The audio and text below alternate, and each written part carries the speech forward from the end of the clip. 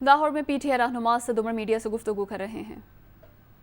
میں نہیں کہہ رہا، یہ پاکستان کی قومی سلامتی کمیٹی ایک نہیں 2 دفعہ کہہ چکی ہے کہ واضح بیرونی مداخلت نظر آئی اور ان کے خیال میں جو وہ کرنا چاہتے تھے وہ انہوں نے کر لیا، لیکن مسئلہ یہ ہو گیا کہ اس دفعہ ایک غیرت مند سچا لیڈر عمران خان کی شکل میں وہ اس بند کمرے کی سازش کے خلاف کھڑا ہو گیا اور اس کے ساتھ پوری پاکستان کی قوم کھڑی ہو گئی، اور وہ تمام لوگوں نے دیکھا کہ کس طریقے سے پورے پاکستان نکلا۔ پہلے دن تو خیر کال بھی کوئی نہیں تھی، خود ہی عوام باہر نکل کے آ گئے، لیکن اس کے بعد عمران خان کی کال کے اوپر بار بار قوم نکلتی رہی۔ وہ اس وقت تک بھی ان کے لیے خطرہ تھا، لیکن جو اصل چیز جس کی وجہ سے یہ اب صورتحال پیدا ہوئی ہے وہ ہے 17 جولائی۔ 17 جولائی کو جو انتخابات ہوئے پنجاب کے اندر 20 سیٹوں کے اوپر انتخاب ہوا، اس کے اوپر جس طریقے سے پنجاب کے عوام نے نکل کر عمران خان کے ساتھ کھڑے ہو کے اس مصنوعی امپورٹڈ نظام کو مسترد کیا، اور پنجاب کے عوام نے طاقتور جو سارے یہ لوگ ہیں اور تمام بیرونی مدد کے باوجود ان سے پنجاب کا اقتدار چھینا واپس پنجاب کے عوام نے، یہ اس کے بعد سے جو ہے وہ کھلبلی مچی ہوئی ہے، بوکھلاہٹ ہے، ان کو سمجھ نہیں آ رہی کہ کس طریقے سے اس کو روکا جائے۔ یہ عمران خان قابو میں آ نہیں رہا، عمران خان کے ساتھ قوم کھڑی ہو گئی ہے، تو یہ تو پوری ایک پاکستان کی پرانی سیاسی نظام جو ہے، یہ صرف ایک حکومت کی بات نہیں ہے، پورا پاکستان کے پرانے سیاسی نظام کے لیے خطرہ پیدا ہو گیا ہے۔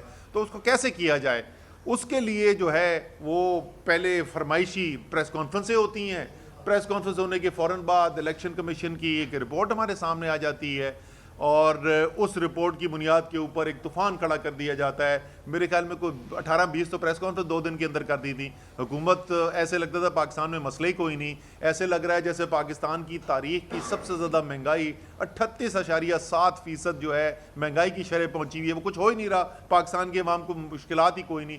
صبح سے لے کے شام تک حکومت والے پریس کانفرنسیں کر رہے تھے، فورن فنڈنگ۔ اس کی تو میں ابھی آپ کو تفصیل بتاؤں گا کہ کتنا اس کے اندر وزن ہے۔ اور اس کے بعد ابھی جو پچھلے 24 گھنٹے کے اندر ہوا، اے آر وائی کو بین کر دیا گیا، اس کے نشریات بند کر دی گئیں، اس کے بعد رات کو آدھی رات کو کٹتی ہے ایک ایف آئی آر، ان کے ایک جو سینئر وائس پریزیڈنٹ ہیں عماد یوسف، ان کے خلاف، اور 1:30 بجے رات کو ان کو زیر حراست لے لیا جاتا ہے۔ دوسرے جو سلمان اقبال صاحب جو اس کے چیف ایگزیکٹو ہیں، ان کے خلاف ایف آئی آر، ان کے اینکرز کے خلاف ایف آئی آر، اور یہ میں باقی تمام جو جتنے بھی صحافت کرنے والے ہیں ان کو بھی ظاہر ہے مجھے بتانے کی ضرورت نہیں ہے، وہ خود اس بات کو جانتے ہیں کہ یہ معاملہ ادھر رکنا نہیں ہے۔ جو بھی آواز اٹھائے گا، جو بھی وہ حقیقت سامنے لے کر آئے گا جو اس امپورٹڈ حکومت کے نظریے کو سوٹ نہیں کرتی، یہ ٹیسٹ کیس ہو رہا ہے ابھی۔ اگر سب اتنے بڑے چینل کے اوپر یہ کر کے اس سے کامیابی سے کنٹرول کر سکتے ہیں تو پیچھے باقی کسی نے کھڑے ہونا ہے، یہ کہ کر کے پھر سب کی باری اس کے بعد آنے والی ہے۔ اور شہباز گل صاحب انہوں نے بات کی، آپ کو اس سے ہو سکتا ہے کہ اتفاق نہ ہو کہ انہوں نے جو بات کی وہ ٹھیک بات نہیں تھی۔ قانون واضح ہے، قانون کا طریقہ کار ہے، آپ جائیں مجسٹریٹ کے ساتھ ایف آئی آر لیں اور بلائیں، ان کے سامنے مقدمہ بنائیں، ان سے سوال پوچھیں کہ آپ نے کیوں کہا، وضاحت طلب کریں ان سے۔ بٹے مار کے شیشے توڑ کے گاڑی سے نکال کے اریسٹ کیا جا رہا ہے، اور وہ بھی ایک پرائیویٹ گاڑی کے اندر ڈال کے لے جایا جا رہا ہے بجائے کہ کوئی سرکاری کوئی گاڑی ہو۔ یہ تمام چیزیں جو ہیں یہ بتا رہی ہے کہ اب یہ حکومت اپنے آپ کو اندر سے کھوکھلا محسوس کر رہی ہے، اور یہ جو تمام طاقت کا استعمال کیا جا رہا ہے، یہ جو آخری وہ ہوتی ہے نا پھڑپڑاہٹ، یہ وہ نظر آ رہی ہے ہمیں، اور یہ انشاءاللہ تعالیٰ کامیاب نہیں ہوں گے۔ اور آج چیئرمین صاحب نے، عمران خان صاحب نے میٹنگ بھی کال کی ہوئی ہے، آگے کی لائے عمل کا بھی اعلان ہوگا۔ لیکن اب میں آتا ہوں اس کے اوپر کہ یہ کیس بنایا کیوں جا رہا ہے۔ یہ جو میں آپ کو ساری چیزیں بتاؤں گا، یہ الیکشن کمیشن بھی جانتا ہے، یہ مجھے ان کو بتانے کی ضرورت نہیں ہے، جو میں بھی آپ کو چیز بتانے جا رہا ہوں یہ ان کو بھی پتہ ہے۔ لیکن ایک مقدمہ بنانے کی کوشش کی جا رہی ہے کہ تحریک انصاف جو ہے وہ ایک بہت بڑا خطرہ ہے پاکستان کے لیے۔ پاکستان کی سب سے بڑی جو جماعت ہے، سب سے بڑی سیاسی جماعت، پاکستان کا سب سے مقبول لیڈر جو ہے، جس کے پیچھے پوری قوم کھڑی ہوئی ہے اس وقت، وہ ایک پاکستان کے لیے بہت خطرہ ہے، اور اس کے دو طریقے سے حملہ کرنے کی کوشش کی جا رہی ہے. ایک یہ فورن فنڈنگ، اور میں اس پہ آتا ہوں کہ یہ فورن فنڈنگ کا تو لفظ خود الیکشن کمیشن نے استعمال کرنا چھوڑ دیا تھا، وہاں پر بات کیسے پہنچی وہ دوبارہ ابھی اس کی بات کرتے ہیں. اور دوسرا ایک جھوٹا بیانیہ بنا کر کے یہ ثابت کرنے کی کوشش کی جا رہی ہے، اور کوشش یہ کی جا رہی ہے کہ پاکستان کی سب سے بڑی سیاسی جماعت اور پاکستان کی فوج کے درمیان خلیج پیدا کی جائے. یہ انشاءاللہ تعالیٰ بری طریقے سے ناکام ہوں گے، لیکن یہ اتنی خطرناک کوشش ہے ایک جھوٹا بیانیہ بنا کے ایک 50 فالوورز کے اکاؤنٹ کے لڑکے کے ٹویٹ کو، جو کہ غلط ٹویٹ تھی، وہ بالکل اس نے جو لکھا تھا وہ غلط لکھا تھا اور اس کی مذمت کرنی چاہیے، لیکن اس کو بجائے کہ وہاں پر دبایا جائے لاکھوں فالوورز کے اور کن کن کے اکاؤنٹس، یہ سب سامنے آئیں گی. یہ ابھی جب تحقیقات ہوں گی یہ سب سامنے آئیں گی کہ کس نے اس کو اتنی بڑی سازش بنا دیا. لیکن اس کا اندازہ آپ اس سے لگا سکتے ہیں کہ آپ پچھلے 10 سال کے بیانات اٹھا کے دیکھ لیں، فضل الرحمان کے بیان دیکھ لیں، خواجہ آصف کے بیان دیکھ لیں، نواز شریف کے بیان دیکھ لیں، مریم نواز کے بیان دیکھ لیں، اور لوگ وہ لمبی فہرست ہے کہ وہ کہتے کیا رہے ہیں. آصف زرداری کے بیان دیکھ لیں اس فوج کے بارے میں، وہ کہتے کیا رہے. تو کس کی سوچ فوج مخالف سوچ ہے وہ پاکستان کے ریکارڈ کے اندر موجود ہے، اور سوشل میڈیا میں آج کل چھپتا کوئی نہیں ہے. ابھی آپ جا کے دیکھ لیں پچھلے 24 گھنٹے کا سوشل میڈیا، وہ تمام تقاریر جو انہوں نے فوج کے خلاف کی ہوئی ہیں وہ سب آپ کو وہاں پر مل جائیں گی. لیکن اب آتے ہیں جی اس کیس کے اوپر. کیا اس رپورٹ کے اندر غلطیاں کیا ہیں؟ 4 بنیادی ایریاز ہیں جس کے اندر میں آپ کو بتاؤں گا کہ اس کے اندر کیا خرابی ہے اس رپورٹ کے اندر. پہلی، حقائق جو ہیں وہ جھوٹے ہیں، جو حقائق پیش کرنے کی کوشش کی ہے وہی جھوٹے ہیں. دوسری، قانون کی غلط تشریح کی گئی ہے، پاکستان کے بھی قانون کی اور باہر کے ممالک کے قانون کی بھی غلط تشریح کی گئی ہے.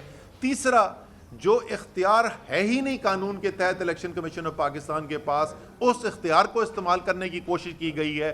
اور آخری چیز جو ہے واضح جانبداری اس رپورٹ کے اندر نظر آتی ہے. اور ان چاروں چیز کی میں آپ کو مثالیں دے دے کے بتاؤں گا، یہ ایک عمومی طور پر میں بات نہیں کر رہا. تو سب سے پہلے شروع کرتے ہیں کہ غلط حقائق جو گھڑنے کی کوشش کی گئی ہے.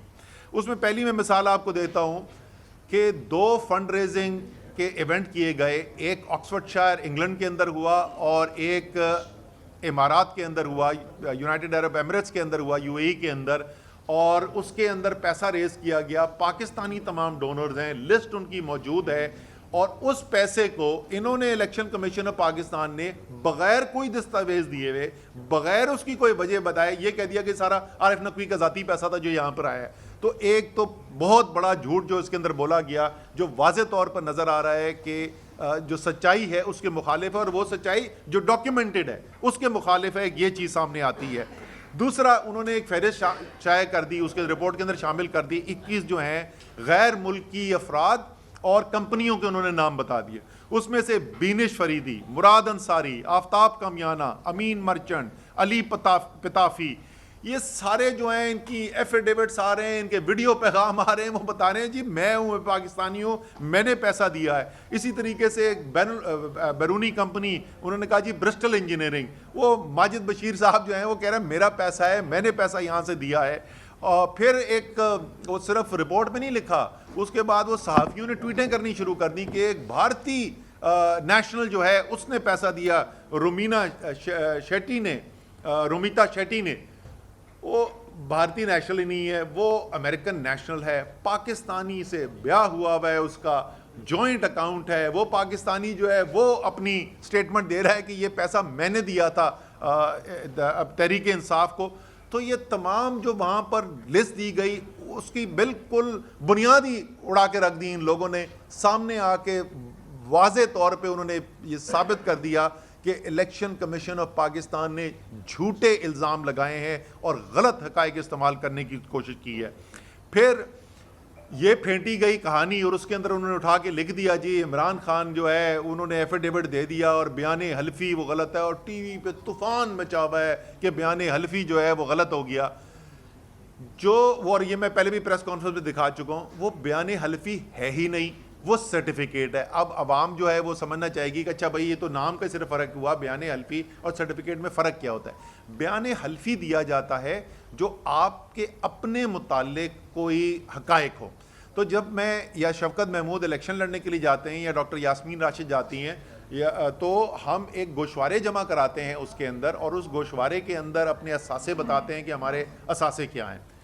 وہ ہمارے اپنے اثاثے ہوتے ہیں, تو ہم بیان حلفی دیتے ہیں کہ میں حاضر ناظر جان کے اللہ تعالیٰ کو یہ کہہ رہا ہوں کہ میرے اس کے علاوہ اور کوئی اثاثے نہیں ہے. اس لیے اگر وہ غلط ثابت ہوتے ہیں تو اس کا نتیجہ یہ ہے کہ پھر آپ اسمبلی کے ممبر نہیں رہ سکتے. سرٹیفکیٹ وہ ہوتا ہے جہاں حقائق آپ کے اپنے بارے میں نہ ہوں, کسی اور تنظیم کے یا کسی اور کے بارے میں ہوں, اور آپ کے سامنے کچھ شواہد لا کے رکھے ہوئے ہوں, اور ان شواہد کی بنیاد پہ آپ یہ سرٹیفائی صرف کر رہے میں ہو کہ ہاں یہ شواہد میرے سامنے رکھے گئے ہیں. وہاں پہ کہیں پہ بھی یہ لکھا نہیں جاتا کہ یہ سچ ہے. اور آپ الفاظ اٹھا کے دیکھ لیں اس سرٹیفکیٹ کے, اس سرٹیفکیٹ کو جس کو عمران خان صاحب نے سائن کیا ہوا ہے اس پہ لکھا ہوا ہے to the best of my knowledge and belief, یعنی جو میرے پاس معلومات ہیں ان کے مطابق. یہ سارے پاکستان میں جو اکاؤنٹس بن رہے ہیں یا ساری دنیا سے جو فنڈ ریزنگ کی جا رہی ہے, یہ عمران خان صاحب کے پاس اس کی تفصیل نہیں ہے.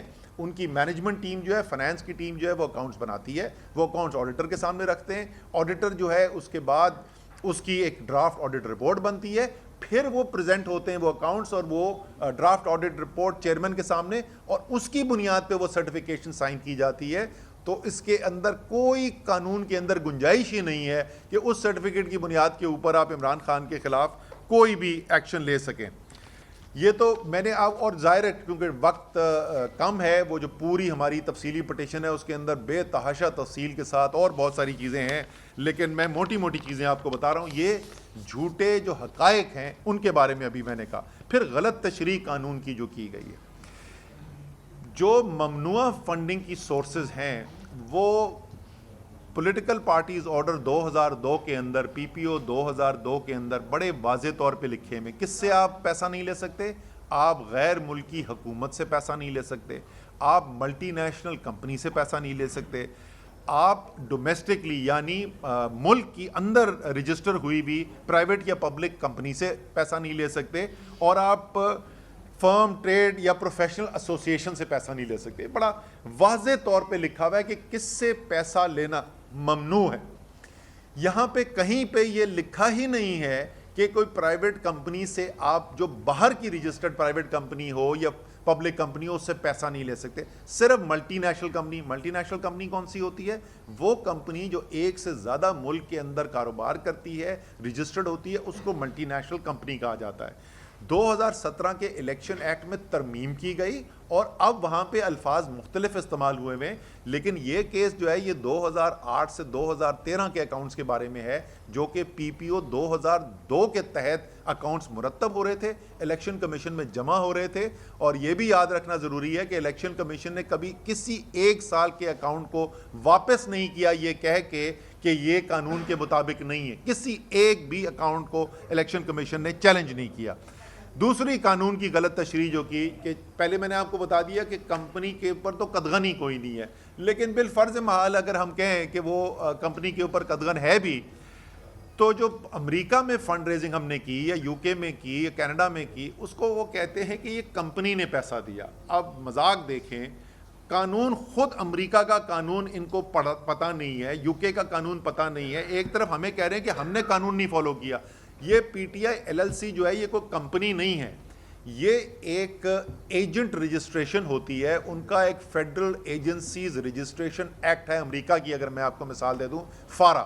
اس فارا کے تحت ایجنٹ مقرر کیا جاتا ہے. اس ایجنٹ کا کام صرف یہ ہے کہ جو فنڈ ریزنگ ہو رہی ہے اس کسی بیرونی پولیٹیکل پارٹی کے لیے, امریکہ سے بیرونی, یعنی اس کیس میں پاکستان تحریک انصاف ہے, by the way Muslim league نون کی بھی یہ رجسٹرڈ ایل ایل سیز موجود ہیں بیرون ممالک کے اندر, یہ ریکارڈ پہ ہیں, ان کی بھی ہیں, اور جہاں تک مجھے یاد پڑتا ہے پیپلز پارٹی کی بھی ہیں, لیکن نون کی تو ڈیفینیٹلی ہیں. وہ پیسہ صرف جبکہ جو انفرادی لوگوں سے اکٹھا کیا گیا ہے وہ پیسہ صرف آگے پہنچاتی ہے, وہ کوئی کمپنی ہے ہی کوئی نہیں. یہ بنیادی قانون کی انڈرسٹینڈنگ کمزوری آپ سمجھ لیں یا جان بوجھ کر اس کو انہوں نے اگنور کیا. پھر آپ آ جائیں اس چیز کے اوپر کہ جو قانون کے اندر ان کے پاس اختیار ہے ہی نہیں، اس اختیار کو انہوں نے استعمال کرنے کی کوشش کی۔ الیکشن کمیشن پاکستان ایک عدالت نہیں ہے۔ الیکشن کمیشن کے پاس یہ کوئی اختیار ہی نہیں ہے کہ وہ آئین کی تشریح کرے، یہ اختیار صرف ہوتا ہے کورٹس کے پاس، عدالت کے پاس یہ اختیار ہوتا ہے کہ وہ قانون کی تشریح کرے۔ انہوں نے اپنی تشریح کرنی شروع کر دی۔ جیسے میں نے کہا، جو ممنوع فنڈنگ جہاں نہیں لکھا ہوا تھا، انہوں نے خود لکھ دیا کہ لیکن وہ اصل میں جنہوں نے قانون آئین بنایا تھا وہ یہ کہنا چاہتے تھے بھائی یہ آپ کا کام ہی نہیں، آپ کے پاس اختیار ہے ہی نہیں، یہ کورٹ کے پاس اختیار ہوتا ہے، آپ نے کیسے یہ اختیار یوز کر دیا۔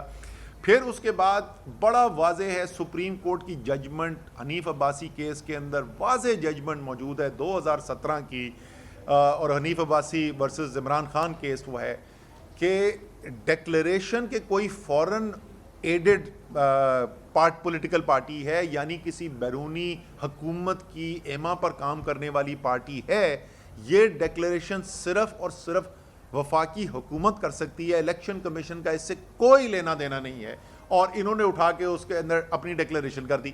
آپ کے پاس اختیار کون سا ہے؟ آپ کے پاس قانون میں یہ اختیار ہی کوئی موجود نہیں ہے، اور یہ سب سے بنیادی پوائنٹ ہے۔ میں آخر میں اس کے اوپر آؤں گا۔ چوتھا حصہ جو میں آپ کو، جیسے میں نے پہلے بتایا، غلط حقائق، جھوٹے حقائق، دوسرے غلط تشریح قانون کی، تیسری اپنے قانونی اختیار سے تجاوز کر کے اپنی رپورٹ کے اندر چیزیں لکھنا، اور چوتھا اور آخری جو موٹی چیز ہے وہ یہ ہے کہ واضح، اس کو انگریزی میں کہتے ہیں بائس آن دا فیس آف اٹ، یعنی جو ظاہری طور پر آپ کو جانبداری نظر آ رہی ہو، تو ظاہری جانبداری یہاں پر نظر آ رہی ہے، اور اس کی میں کچھ مثالیں آپ کو دوں۔ سپریم کورٹ کی ججمنٹ جس کی میں ابھی ذکر کر رہا تھا، اس سے پہلے 2017 کے اندر ججمنٹ آئی، اور اس کے بعد ہم نے ایک کیس لے کر گئے تھے اس سال اسلام آباد ہائی کورٹ، اور 9 جون 2022 کو ان کی ججمنٹ آئی۔ دونوں ججمنٹ کے اوپر واضح طور کے اوپر لکھا ہوا ہے کہ آپ نے تمام پولیٹیکل پارٹیز کو برابری کی بنیاد کے اوپر تحقیقات کرنی ہے، اور سپریم کورٹ کے 2017 کا جو آرڈر تھا، اسی آرڈر کی بنیاد کے اوپر ایک ساتھ تحریک انصاف، مسلم لیگ نون اور پیپلز پارٹی کی اسکروٹنی کمیٹیز بنائی گئیں۔ وہ اسکروٹنی کمیٹیز جو ان کی بنی، اور انہوں نے اس کے اندر کیا الزامات لگائے ہیں، میں ابھی اس کے اوپر آتا ہوں، آخر میں اسی پہ اینڈنگ اسی کے اوپر کروں گا۔ وہ الزامات کیا لگائیں؟ کوئی اس کی ہیئرنگ ہی نہیں ہو رہی۔ ہائی کورٹ کا آرڈر آیا، واضح آرڈر آیا، اور اس میں لکھا ہوا ہے کہ ظاہری بات ہے کہ جب تک یہ مکمل نہیں کریں گے تو کوئی تحریک انصاف کے خلاف ایڈورس آرڈر، یعنی کوئی منفی آرڈر جو وہ نہیں آ سکتا، اور انہوں نے پوری رپورٹ اٹھا کے لکھ دی۔ دوسری مثال میں آپ کو دیتا ہوں کہ کس طریقے سے بائس یہاں پہ، یعنی جانبداری دکھائی جا رہی ہے۔ ایک اس کے اندر سیاسی بیان ٹھوک دیا اس کے اندر، وہ کہتے ہیں کہ عارف نقوی کا پیسہ جو تھا، عارف نقوی جو ہے وہ بہت بڑا کرمنل ہے، اور یہ جانتے بوجھتے ہوئے بھی عمران خان نے ان سے پیسہ لیا۔ 2012 میں وہ پیسہ آتا ہے جو فنڈ ریزنگ میں نے آپ کو بتایا، وہ بھی عارف نقوی کا اپنا صرف پیسہ نہیں ہے، وہ پیسہ جو ہے وہ متعدد پاکستانیوں نے دیا، جن کی تمام فہرست موجود ہے اور دی بھی جا چکی ہے۔ 2012 میں بل گیٹس فاؤنڈیشن جو ہے وہ عارف نقوی کے بزنس کے اندر انویسٹ کر رہی ہے۔ یو اے ای کی جو شاہی خاندان ہے وہ انویسٹمنٹس کر رہی ہے ان کے اندر، دنیا کی ٹاپ کمپنیز ان کے ساتھ کام کر رہی ہیں۔ آپ کو خواب آیا تھا کہ 2018 میں ان کے خلاف کیا کیس ہونے والا ہے؟ کیا آپ کو یہ بھی پتا چل گیا تھا کہ عارف نقوی کے اوپر یہ الزام لگے گا اس 2012 سے 3 سال کے بعد کہ ایک وال اسٹریٹ جرنل کے اندر ایک رپورٹ آئے گی جس میں یہ لکھا ہوگا کہ نواز شریف کو $20 ملین دیے عارف نقوی نے؟ کیا یہ بھی آپ کو پہلے سے پتا تھا؟ یہ اس سے زیادہ ظاہری جو ہے وہ جانبداری ہو نہیں سکتی کہ باقاعدہ سیاسی بیانات اس کے اندر، اس رپورٹ کے اندر موجود ہیں۔ اور آخری مثال اور سب سے اہم چیز جو میں بتانا چاہتا ہوں، سر جی سر، میں وہی بتا رہا ہوں، ہماری تحریک انصاف جو ہے وہ عوام میں سے آتی ہے، اور اس لیے اپنے آپ کو عوام کے سامنے جواب دہ بھی سمجھتی ہے، اور عوام کو آگاہ بھی کرنا چاہتی ہے کہ ہم پوٹیشن جو کرنے جا رہے ہیں کیوں کرنے جا رہے ہیں، کیا چیزیں ہمیں نظر آئی ہیں جس کو ہم لے کے جا رہے ہیں۔ آخری چیز جو سب سے اہم چیز ہے جس کی بنیاد کے اوپر ہم چیلنج کر رہے ہیں اس کو، وہ یہ ہے جناب کہ پوری پروسیڈنگ کے اندر کہیں پہ بھی اس بات کا ذکر ہی نہیں ہوا کہ فورن ایڈڈ پارٹی ہے یا نہیں ہے، بلکہ چیف الیکشن کمشنر نے خود ٹائٹل کیس کا بدلا اور اس کو پہلے جو فورن فنڈنگ کہا جاتا تھا اس سے تبدیل کر کے پروہیبٹڈ فنڈنگ کر دیا، جس کی بالکل ہی مختلف ایک اس کے مضمرات ہیں، اور خود انہوں نے مانا۔ پھر آرڈر فائنل ہو گیا، آرڈر ایشو کر دیا گیا، اور ایشو کرنے کے بعد سب کے پاس کاپیاں آ گئیں، میڈیا کے پاس کاپیز آ گئیں، ہمارے پاس اس کی کاپی آ گئیں، ہمارے لائرز اس کو پڑھ رہے ہیں۔ دوبارہ سے اس کے بعد ایک فرمائشی پیراگراف اس کے اندر ڈالا گیا، آخری پیراگراف اس میں فرمائشی پیراگراف ڈالا گیا، اور وہ فرمائشی پیراگراف کیا تھا کہ تحریک انصاف کے رول 2(3)C کے تحت 2C(3) کے تحت جو ہے وہ فورن ایڈڈ یعنی بیرونی حکومت کی ایما پہ کام کرنے والی پارٹی کے تحت بھی کا نام موجود ہے۔ اور بائی دی وے یہ بھی بتا دوں 2019 سے پہلے کوئی قانونی ریکوائرمنٹ نہیں تھی کہ ڈونر کی آئیڈینٹی جمع کی جائے، 2019 میں آ کے کی، لیکن تحریک انصاف نے جو اپنے رپورٹ جمع کرائی ہوئی ہے اس کے اندر تمام ڈونرز کا نام ہے، اسی لیے یہ ساری جو تفصیل آپ کو نظر آ رہی ہے۔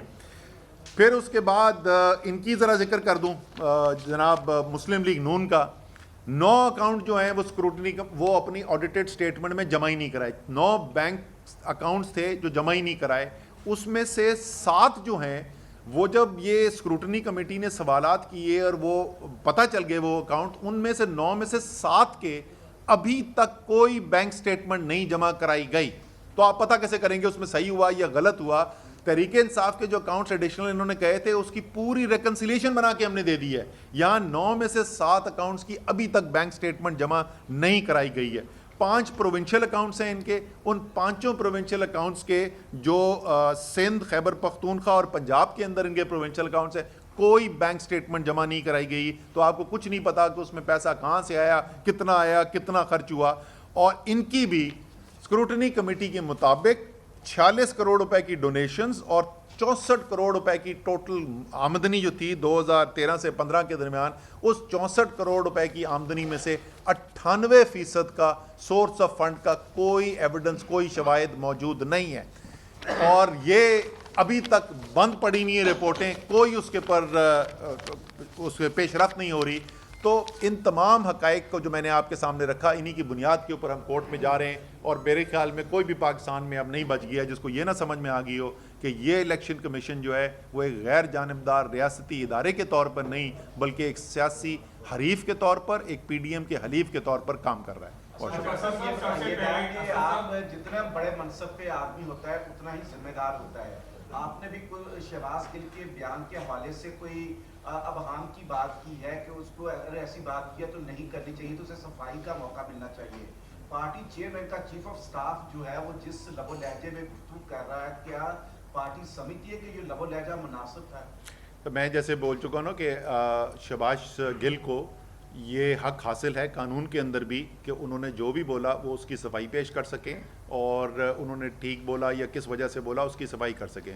لیکن میرے بھائی وہ تو چیئرمین کے چیف آف سٹاف ہیں نا، جو اس وقت رہبر ہیں پاکستان مسلم لیگ نون کے، اس وقت جو حکومت بیٹھی ہوئی ہے، جو وزیر اعظم کے بڑے بھائی ہیں، کیا آپ نے ان کا بیان نہیں سنا؟ کیا وہ باقاعدہ ایڈریس کر کے کہ میں فوج کے افسروں اور جوانوں کو مخاطب ہوں، اور ان کو نہیں کہہ رہے کہ آپ اپنی حکم عدولی کریں؟ کیا کسی نے نواز شریف سے سوال پوچھا؟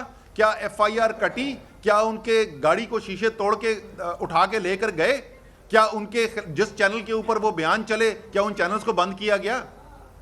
صاحب یہ بتائیے گا کہ اس وقت پنجاب کے اندر تحریک انصاف کی حکومت ہے، تو کیا آپ نہیں سمجھتے کہ جس قسم کے مقدمات کی طرف آپ اشارہ کر رہے ہیں پنجاب حکومت کو اس پر کوئی کارروائی کرنی چاہیے؟ نیوز کے ساتھ جو ہوا ہے پوری صحافی برادری ہم بھرپور احتجاج کرتے ہیں، ہمیں اس سے کوئی لینا دینا نہیں ہے کہ کوئی پی ٹی آئی کے ساتھ ہے یا کوئی چینل جو ہے وہ نون لیگ کی پالیسی پر چل رہا ہے۔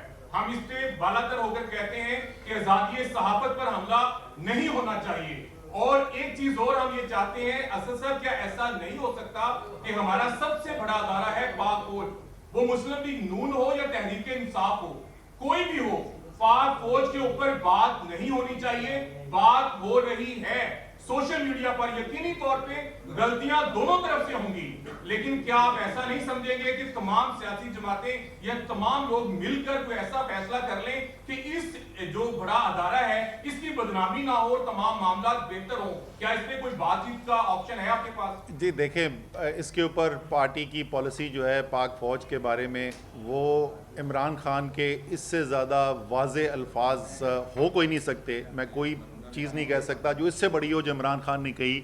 और उन्होंने क्या कहा था, और ये हुकूमत जब ख़त्म हुई थी उसके कोई हफ्ते 2 हफ्ते या 3 हफ्ते बाद की बात है, जिस वक्त सबसे ज़्यादा जज्बात इंसान के जो हैं वो ज़्यादा होते हैं। उन्होंने कहा था मुझसे ज़्यादा, यानी इमरान खान से ज़्यादा पाकिस्तान को पाकिस्तान फ़ौज की ज़रूरत है। पीटीआई की पॉलिसी तो ये है, ये आपकी बिल्कुल दुरुस्त बात है। जो भी करता है, देखें पाकिस्तान की जिस तरीके से पाकिस्तान की जमहूरियत जो है वो पाकिस्तान की बका के लिए ज़रूरी है, और एक शफाफ जमहूरी अमल जिस तरीके से आज़ादी सहाफ़त ज़रूरी है पाकिस्तान के लिए, इसी तरीके से एक मजबूत फ़ौज जिसको अवाम का एतमाद भी हासिल हो और अवाम जिससे मोहब्बत भी करते हो, वो भी पाकिस्तान के लिए लाजमी है। साहब ये बताइएगा कि वफाकी हुकूमत जिस तेज़ी से मुकदमात कर रही है और तहरीक इंसाफ के दीगर रहनुमाओं की गिरफ्तारी के मुतालिक भी बात की जा रही है, आपने अभी जिक्र किया कि माजी में भी मुतअद्दिद मरतबा ऐसे मौके आए, क्या वजह है कि पंजाब में इस वक्त तहरीक इंसाफ की हुकूमत है, क्यों कोई इकदाम नहीं उठाया जा रहा है? या तहरीक इंसाफ को फ़ौज से उतनी मोहब्बत नहीं है कि जो भी फ़ौज के खिलाफ जो मर्जी कहे तहरीक इंसाफ की तरफ से फ्री हैंड है?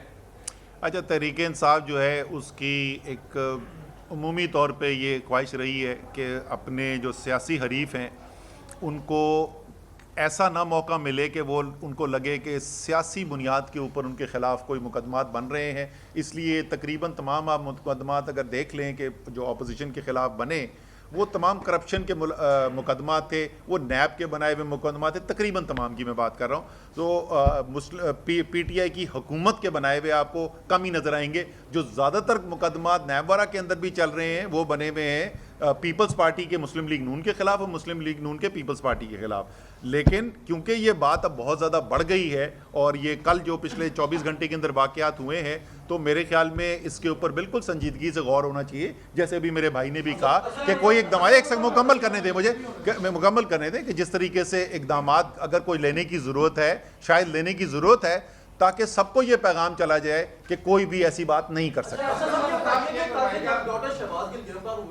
उसके बाद से कल ये मुसलसल कहा जा रहा है कि जो बनी गाला है उसको सीएम का कैंप ऑफिस बनाया जा रहा है और वहाँ पे पंजाब पुलिस को तैनात किया जा रहा है। क्या आइन ये इजाजत देता है इस चीज़ की कि जो सूबा है वो उसको जाकर सूबे में वफाक के अंदर कैंप ऑफिस बनाए या वो पंजाब पुलिस को वहाँ पर तैनात करे? अच्छा, ये तो अभी तक खबर ही है, टीवी पे मैंने देखी है, मैंने तो ऐसी कोई चीज़ सुनी नहीं। लेकिन अल्हम्दुलिल्लाह कैंप ऑफिस बनाने की रवायत तो मुस्लिम लीग नून ने ही पाकिस्तान में डाली है। इमरान खान तो वज़ीर आज़म होते हुए अपने वो वज़ीर आज़म होते हुए उन्होंने अपना कैंप ऑफिस नहीं बनाया था बनी गाला को, तो अभी तक तो टीवी पे सुना है। ये फरमाइएगा कि पीडीएम खत्म हो गई, आपके बहुत तहरीक इंसाफ के रहनुमा के जो बयानात हैं, पीपल्स पार्टी खत्म हो गई, फिर भी तहरीक इंसाफ कबूल क्यों नहीं है? लाइन कहाँ पे कटी है? अभी तक वो उसका कनेक्शन क्यों नहीं बहाल होता? देखिए ये एक मफरूज़े पे सवाल है, लेकिन मैं आपको एक बात बताऊं कि इस वक्त जो पाकिस्तान की जमहूरियत है ना, वो पाकिस्तान की जमहूरियत। आगे बढ़ेंगे।